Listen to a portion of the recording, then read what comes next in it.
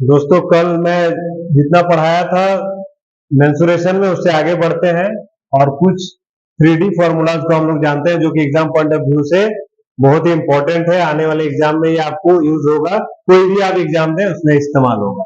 ठीक है, और इससे आपको चीजें बहुत ही आसान हो जाएगी। चलिए आते हैं, सबसे पहले घन पे आते हैं। क्यूब क्यूब जो होता है वो वर्ग से मिलकर बना होता है। वर्ग को आपस में जोड़ के हम लोग क्यूब बनाते हैं, वर्ग के ऊपर वर्ग जोड़ते जाएंगे तो क्यूब बन जाएगा, वो 3D इमेज होगा। इसका जो कर्व सरफेस एरिया है, सबसे पहले हम घुमा हुआ कल बताए थे, कर्व सरफेस एरिया का मतलब मुड़ा हुआ क्षेत्र। मुड़ा हुआ क्षेत्र का अगर एरिया निकालेंगे तो 4a²। उसी तरह से टोटल सरफेस एरिया अगर हम निकालना चाहें तो वो 6a² होता है। ए जो है वो वर्ग की भुजा होती है। ये जो है वो क्या है, वर्ग की भुजा है। ठीक है, उसी तरह से वॉल्यूम निकालेंगे तो भुजा का क्यूब या फिर ए क्यूब, और डायगोनल निकालना चाहते हैं तो √3 इंटू ए, √3 गुना भुजा। इसी तरह से हम आगे आएंगे और हम क्यूबॉइड में आएंगे। क्यूबॉइड जो है वो आयत से मिलकर बना होता है। आयत को आपस में एक के ऊपर अगर एक रखते जाए तो हमें क्यूबॉइड मिलेगा जो 3D पिक्चर है। आयत एक 2D पिक्चर होता है।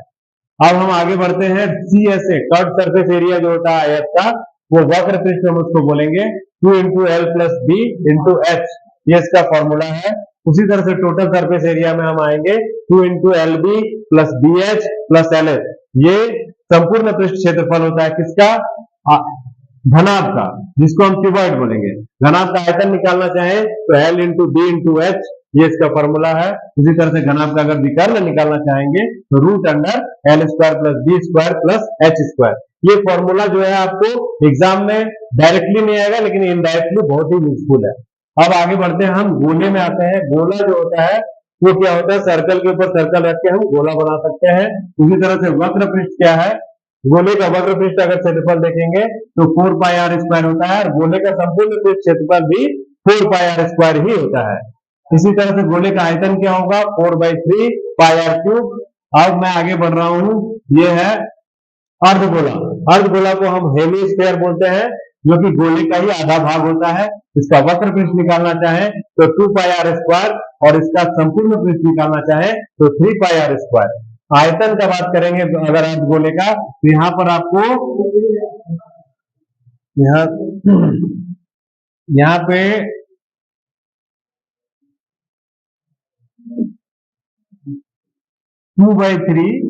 2/3πr³ होगा, क्योंकि गोले का आयतन 4/3πr³ होता है, तो अर्धगोले का उसका आधा होगा 2/3πr³। इसी तरह से हम शंकु में आएंगे। शंकु भी 3D पिक्चर है। इसको हम समझने के लिए शंकु का वक्र पृष्ठ देखेंगे तो शंकु का वक्र पृष्ठ का क्षेत्रफल जो होता है कर्व सरफेस एरिया πr/l होता है। इसी तरह से संपूर्ण पृष्ठ निकालना चाहेंगे टोटल सरफेस एरिया तो πr into r plus l होता है। उसी तरह आयतन अगर निकालेंगे तो उसका फॉर्मूला होता है 1/3πr²